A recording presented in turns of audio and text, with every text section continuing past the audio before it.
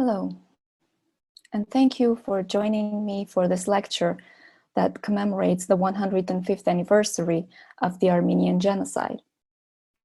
My name is Asya Darbinyan, and I'm a postdoctoral fellow in Holocaust and Genocide Studies at Stockton University. I teach courses on Armenian genocide and the history of genocide. I earned my PhD in history from Stressler Center for Holocaust and Genocide Studies at Stockton University. Before joining that PhD program, I worked at the Armenian Genocide Museum and Institute in Yerevan, Armenia. First as a senior researcher, and later as the deputy director of the museum. Today, I will talk about an aspect of history of Armenian genocide that has been neglected for many years and brought into scholarly discussion by only few historians.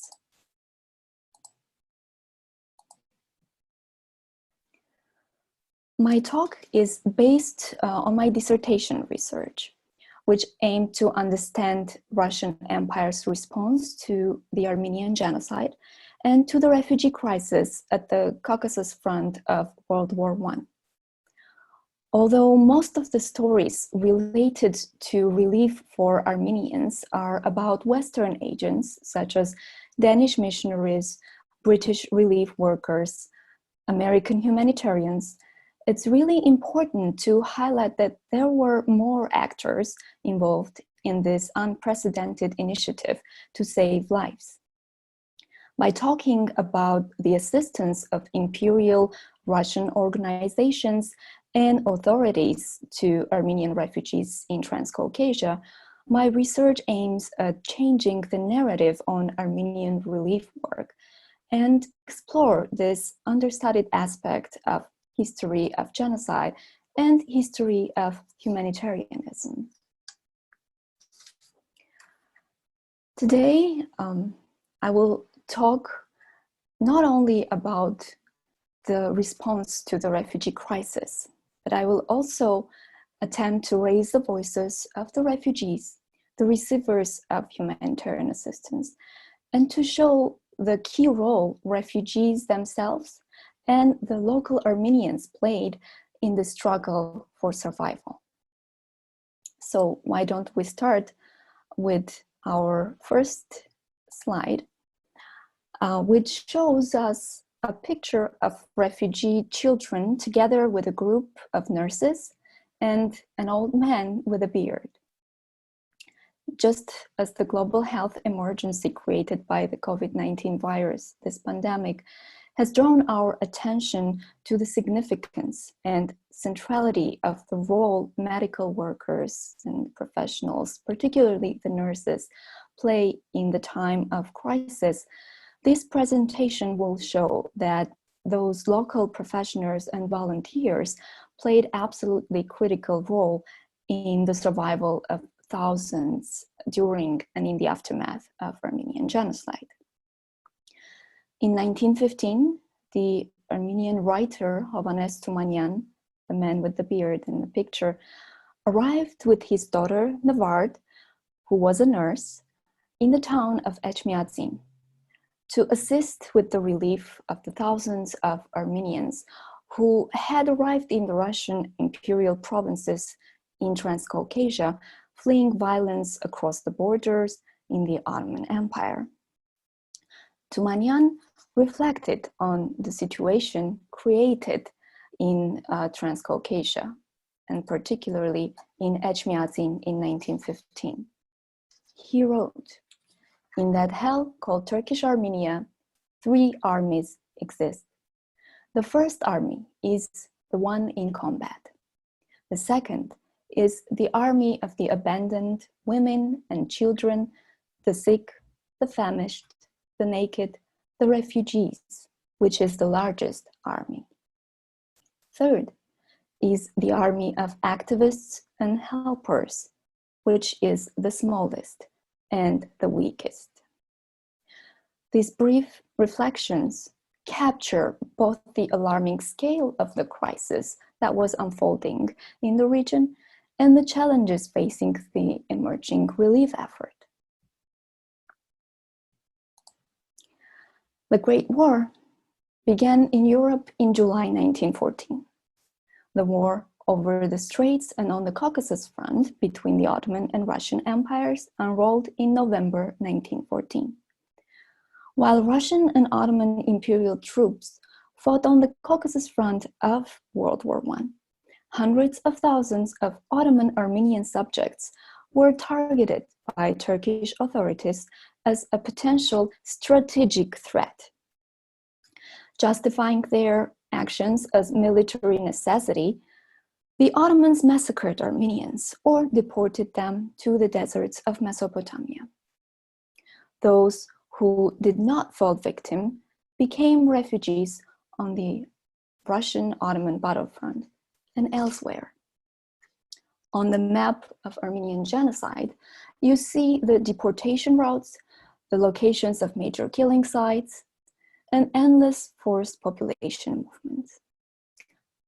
Each advance and retreat of either Russian or Ottoman troops across the imperial border lines resulted in new population movement accompanied by violent persecutions, starvation, and epidemics.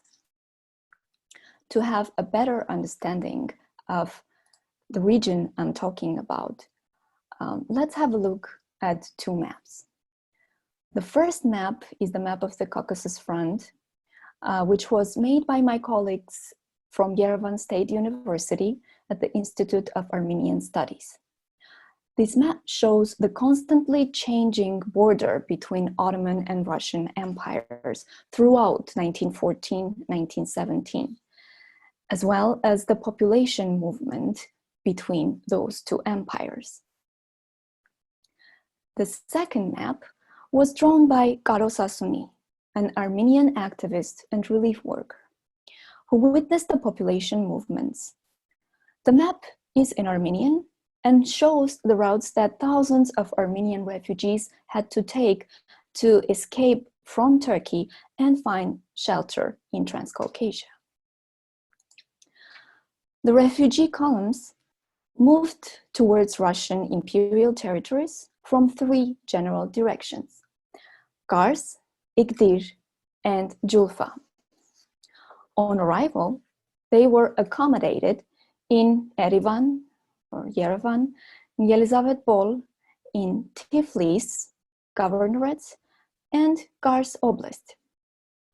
2/3 of them were women, as men were slaughtered remorselessly before the fight. Over 200,000 refugees from Turkey had reached the Caucasus by July-August 1915. Refugees walked over 200 kilometers, which was about 125 miles, deserted mountainous regions, and many died from starvation, exhaustion, and diseases.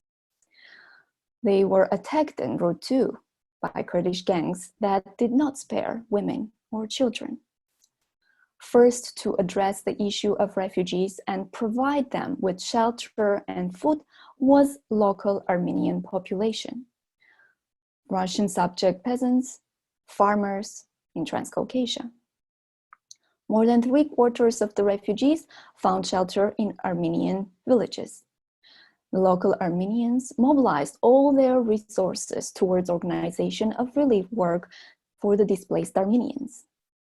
Garo Sasuni, the author of the map in Armenian, described the work of Armenian activists in Basen in Alashkert in early 1915.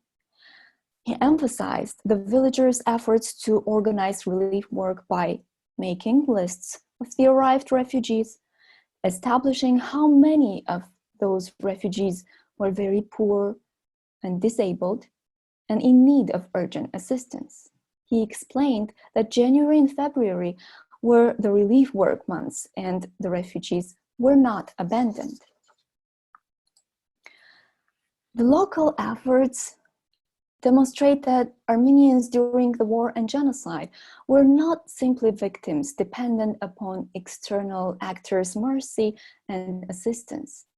They were self-reliant, willing, and able to self-organize. Dr. Samuel J. Wilson was a Presbyterian missionary from the American Committee of Armenian and Syrian Relief, the organization that would later be called the Near East Relief and become one of the leading agencies taking care of hundreds of thousands of refugees and orphans in the aftermath of World War I and the genocide.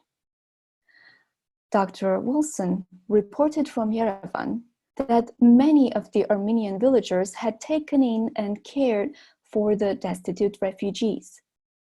He described that many had given them the use of their spare rooms, or if they didn't have any, then bakehouses, stables, barns. Violet Thurston, a British nurse, reflecting on the fate of Armenians and particularly Armenian refugees from Ottoman Empire, wrote that most of them were children, as many of women had been drowned and the men massacred. And she said, and I quote, "It is only by the kindness of some of the villagers that these babies have been rescued," end quote. Thurston, who I should emphasize once again, was a nurse, discussed the condition of refugees in Russian Empire, including Armenian refugees of the war and genocide, in her book, which was published in 1916 and was titled "The People Who Run," a literal translation of the word refugee, беженец, from Russian. She worked for the British Red Cross as a nurse. So after her trip to Russian Empire and after witnessing the suffering of all these refugees, she returned back to London and wrote and published the book in 1916. In his letter to the Foreign Office, British Consul Stevens reported that the peasants of each of the villages in which refugees had settled had undertaken to accommodate them in their houses. He asserted, and I quote, "Whilst seemingly unimportant, the relief extended to the refugees by the peasantry is of the greatest value," end quote. In this picture, you see a refugee feeding station that was located in northwestern part of nowadays Armenia, Gyumri, then called Alexandropol. It was run by the locals, but was financially supported by a major Russian agency about which I'm going to talk in a little bit. It is important to understand that these life-saving actions and provision of basic relief for the refugees' survival constituted a major challenge for the locals. Because of the lack of labor force and draft animals during the wartime, the peasantry could not cultivate the land. In addition, scarcity of supply transports from Russia resulted in unprecedented price jumps of bread and basic necessities, exerting immense strain on the local community's resources. Reports about the Turkish atrocities against the Armenians quickly reached the Russian Empire. Responding to those developments, as well as unflagging appeals by Armenians to intervene to stop the violence, in late 1914, Tsar Nikolai II, who was then traveling throughout the Caucasus, assured Georg V, the Catholicos of all Armenians, that, and I quote, "a brilliant future awaited Armenians," end quote. The official response of the Russian Empire to the horrifying developments, both in the Ottoman Empire and on the Caucasus front, was immediate condemnation. Russia's Foreign Minister, Sergei Sazonov, played a significant role in drafting a joint declaration together with Great Britain and France in May 1915, the one displayed on the slide, with which the atrocities against the Armenians were defined as crimes against humanity and civilization. Russian political and public figures not only protested Ottoman violence, but also pressed for relief work to confront this emergency situation. This is the front page of a Russian language newspaper called Bezhenets, which translates to a refugee. This issue was published in Moscow in October 1915 and had detailed reports of refugee relief work in Transcaucasia by both local and imperial organizations. A number of committees and organizations were engaged in the Armenian refugee relief effort in Russian Empire. Among them was the committee of Her Highness Tatiana Nikolaevna, who was the daughter of Tsar Nikolai II, Princess Tatiana. It registered refugees, helped them with employment, and its Bureau of Inquiry assisted the refugees to find their family members, relatives, and reunite with them if possible. The All-Russian Union of Towns, Всероссийский союз городов, was another major organization that coordinated the relief work for war victims and refugees in hundreds of towns throughout the empire. It had its Caucasus department based in Tiflis, nowadays Tbilisi in Georgia. It was led by Alexander Khatisyan, who was also the mayor of Tiflis, and he was also going to become one of the founders of the Republic of Armenia, the first Republic of Armenia in 1918. On 28 August 1915, Alexander Khatisyan reported from Etchmiadzin. Number of refugees is 30,000. Daily death toll is above 300. 500 corpses remain not buried. Healthy refugees have scattered in panic. Etchmiadzin, the Armenians' religious center, had become a major refugee town in the Caucasus. The number and the condition of the refugees were alarming. The need for assistance was urgent. Because of the great number of refugees, Russian relief agencies welcomed assistance from Armenian local and national organizations, such as the Etchmiadzin Committee for Brotherly Aid, or Եղբայրական օգնության կոմիտե, the Armenian Central Committee in Tiflis, Կենտրոնական կոմիտե, the Armenian Red Cross Committee in Moscow, among others. Here you see a photo of orphans in Etchmiadzin. They were sheltered by the Etchmiadzin Committee of Brotherly Aid. This committee was chaired by the Catholicos of all Armenians and maintained branches of its organization in various regions of Transcaucasia: Igdir, Yerevan, Alexandropol, Kars, Nakhichevan, Nurbayazet, and Karagilisa. Large quantities of clothing, medicines, and the financial means in the main were obtained by voluntary contributions from Armenians all over the world, but particularly from Russian Empire, from Petrograd, Moscow, Kharkov, among others. Among the first organizations in the Russian Empire tasked with the relief work were the Caucasus Armenian Benevolent Society and the Armenian Central Committee in Tiflis. They sent medical squads to assist the refugees. They organized labor assistance. Furthermore, united, these organizations appealed to prominent and wealthy Armenians, banks, and public institutions, urging them to donate.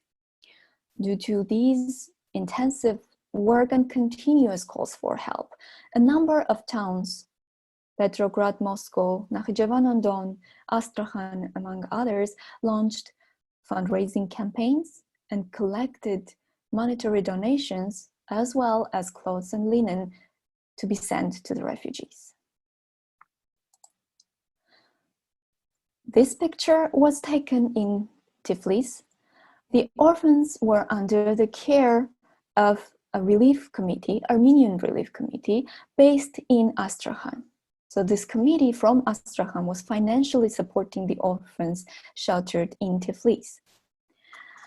In certain regions in the Caucasus, the able-bodied refugees tried to find jobs, work together with the local peasants, participate in sowing the land, farming, and other types of agricultural activities to become self-supportive, to support the locals.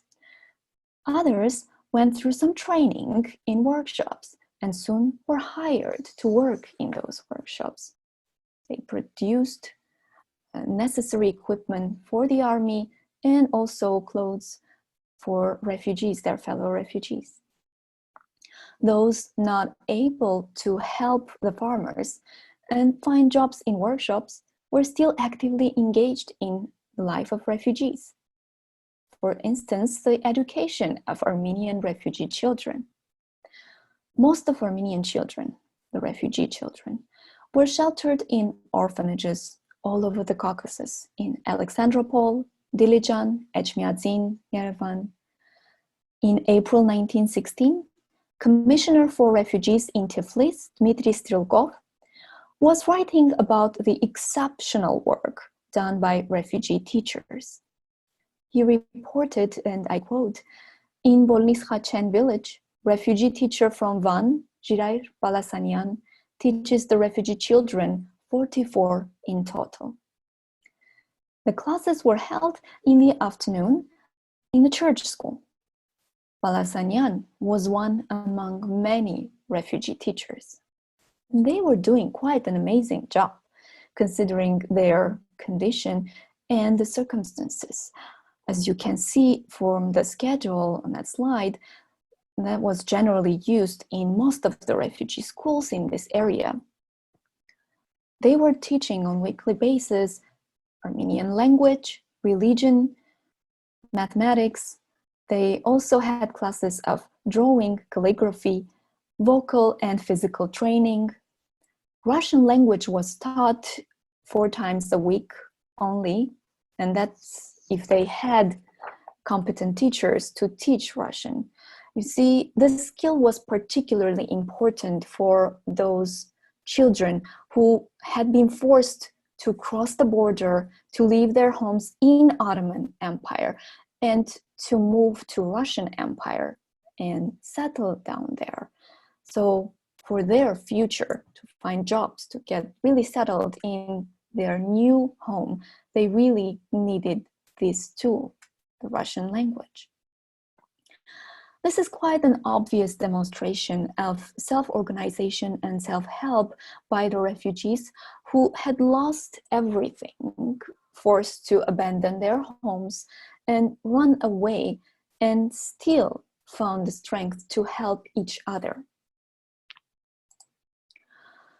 Children themselves played a crucial role in self-organization. Many showed strength and willingness to overcome any obstacles and not give up.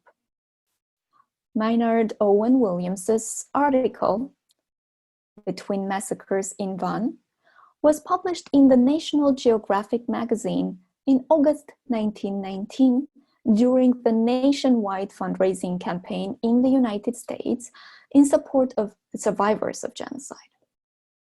The story told in the article, however, corresponded to the time of actual massacres and included 3 photos, one of which you see here, of Armenian children aged from 8 to 12, whom Williams called a grotesque group of tiny lads. They had arrived from Artemid, a village which was 6 miles away from Van, carrying wooden guns and requesting real ones in order to return, to fight, and protect their homes and the survived relatives from the enemy. These boys' thoughtful actions, their courage, persistence, and strong spirit at that young age were breathtaking and unforgettable for the author of the article. On his way to the highlands of eastern provinces of Ottoman Empire, together with Armenian volunteers who attempted to find and liberate or rescue children and women abducted by Kurds during the genocide, Henri Barbie, a French journalist, came across a striking scene. And he wrote about this in his book. They noticed a small drove that Barbie called a caravan of bullocks moving towards them. When those silhouettes approached, Barbie was astonished.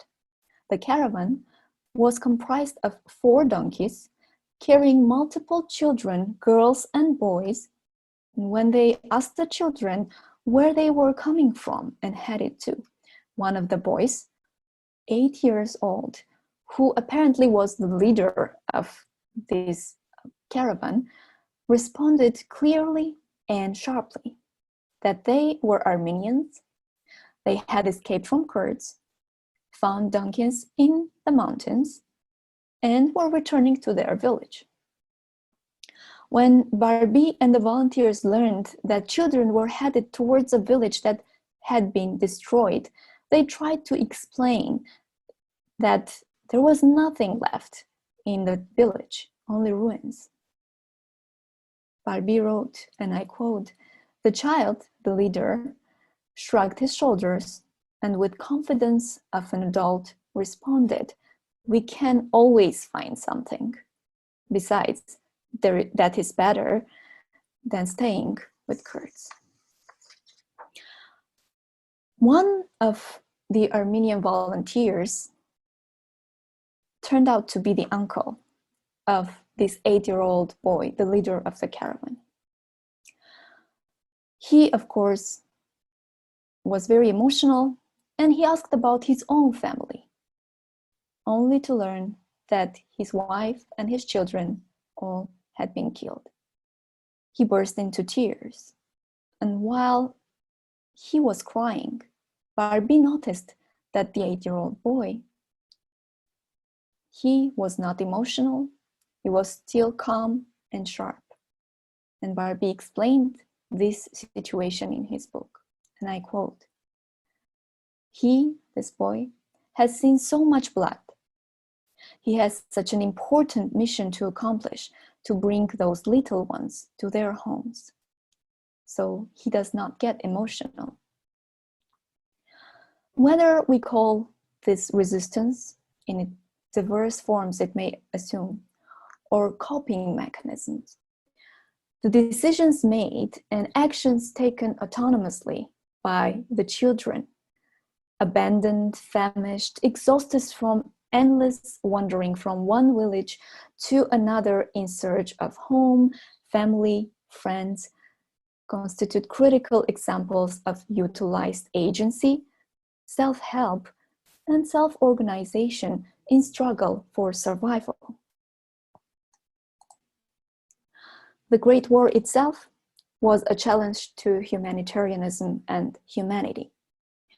Hundreds of thousands of Armenians, Ottoman Armenians, as well as Russian subject Armenians living in the bordering regions of the two empires were forced to abandon their homes and flee towards the villages and towns in Transcaucasia because of the genocide implemented by the Ottoman state and the war unrolling on the Caucasus front.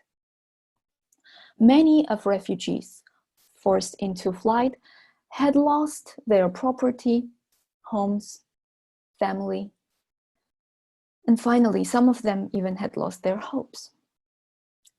Immediate mobilization of local villagers and activists, timely reaction of relief committees, and establishment of new ones made the organization of humanitarian assistance for the desperate people in need possible.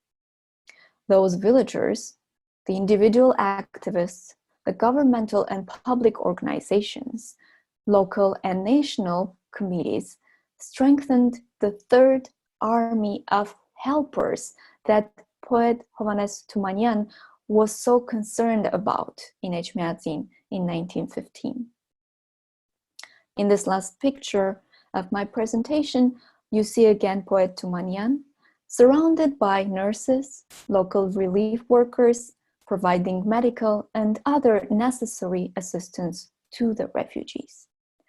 After all, Tumanyan himself was in charge of an orphanage in Etchmiadzin that took care of 3,000 Armenian children. While refugees were not left alone, as my lecture revealed, they also participated in the relief effort. They self-organized and assisted each other. Throughout 1914-1917, the refugees worked as nurses, cultivated the lands together with the local farmers in new settlements, taught in refugee schools, participated in women and orphan rescue missions, and made clothes and other essentials for the army and for their fellow refugees in various workshops in Transcaucasia. I conclude on this positive note to thank you for your attention. I hope that you're staying home, that you're healthy and safe, and that if you're one of the essential workers or health professionals who have to go out and fight against this pandemic, I hope you stay strong while keeping us safe and saving lives.